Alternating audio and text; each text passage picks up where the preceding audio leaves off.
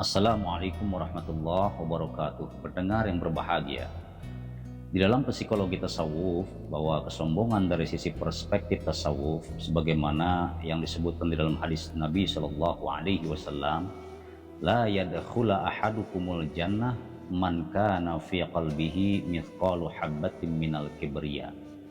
Jangan berhayal masuk surga, kata Nabi, orang yang dalam hatinya menyimpan kesombongan sekalipun hanya seberat atom. Bahkan sebagaimana telah dijelaskan di banyak ayat dalam Al-Quranul Karim, dari sisi tasawuf bahwa orang sombong itu tidak mau menghormati orang lain, disebutkan dalam surat Al-Baqarah ayat 34. Sulit untuk mengapresiasi kebaikan dan kelebihan orang lain, bahkan gengsi untuk meminta maaf, pendendam, disebutkan dalam surat Al-A'raf ayat 14. Tidak mau mengakui kesalahan, merasa diri lebih hebat, bahkan disebutkan dalam surat Al-A'raf ayat 12 dan lain sebagainya. Nah, itu dari sisi psikologi tasawuf. Nah, sedangkan dari sisi sosiologis, perilaku orang sombong itu kurang menyenangkan biasanya. Coba saja ketika kita bersahabat dengan orang sombong, itu pasti akan merasa tidak dihormati. Susah bertahan bersahabat dengan orang sombong itu. Karena hakikatnya orang yang sombong itu manusia yang salah langkah sebetulnya. Padahal sifat sombong itu satu sifat yang menjadikan dirinya sendiri itu ingin dibenci orang. Ini dari sisi sosiologis. Nah, kemudian kita bisa melihat kesombongan dari sisi sejarah. Karena ketika kesombongan itu sudah melebihi batas kemanusiaan, itu biasanya langsung ditumbangkan oleh Allah Subhanahu wa Ta'ala. Raja Firaun saja, dia ditumbangkan karena kesombongannya. Padahal kalau kita lihat dari sisi kebaikannya, itu banyak sekali. Karena Firaun ini seorang pemimpin yang benar-benar memikirkan rakyatnya, bagaimana agar rakyat itu bisa makan. Bahkan proyek-proyeknya Firaun, diantaranya piramida saja, itu merupakan pola seorang Raja Firaun untuk menciptakan lapangan pekerjaan. Yang penting rakyat saya bisa makan.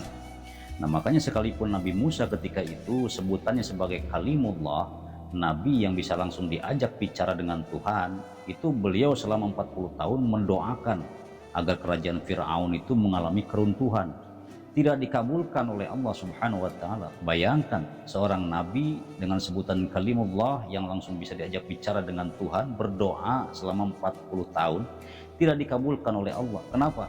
Karena memang banyak kebaikan Firaun kepada rakyatnya. Nah, akan tetapi begitu kesombongan Firaun memuncak karena mengaku dirinya sebagai Tuhan, ana rabbukumul a'la, ini sudah melebihi batas kemanusiaan, langsung ditumbangkan dan ditenggelamkan oleh Allah Subhanahu wa Ta'ala. Bahkan dalam sejarah di negara manapun di dunia, siapapun pemimpinnya, ketika kesombongannya muncul pasti akan tumbang itu. Idi Amin Dada Aume, presiden Uganda, ditumbangkan karena sombong.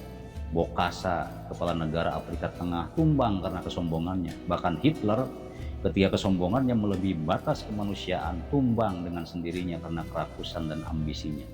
Nah, maka itulah ketika seseorang saja berkata, kamu jangan macam-macam, kalau macam-macam saya pecat, karena masa depanmu itu ada di tanganku. Masa depanmu ada di tanganku.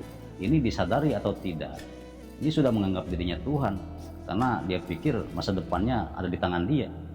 Sudah menganggap dirinya Tuhan. Makanya Allah katakan dalam surat Al-An'am ayat 44, falamma nasu ma dzukkaru bihi fatahna alaihim abwaaba kulli syai'.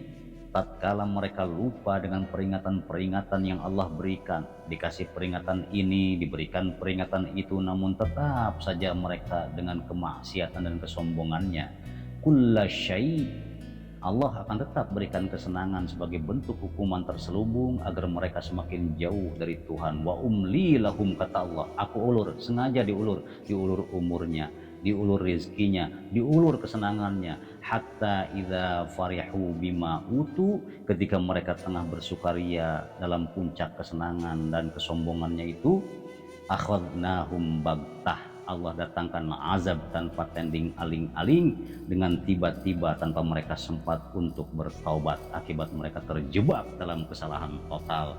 Kaum muslimin pendengar yang berbahagia, mudah-mudahan kita tidak termasuk orang-orang yang takabur, yang melebihi batas ambang manusia. Assalamualaikum warahmatullahi wabarakatuh.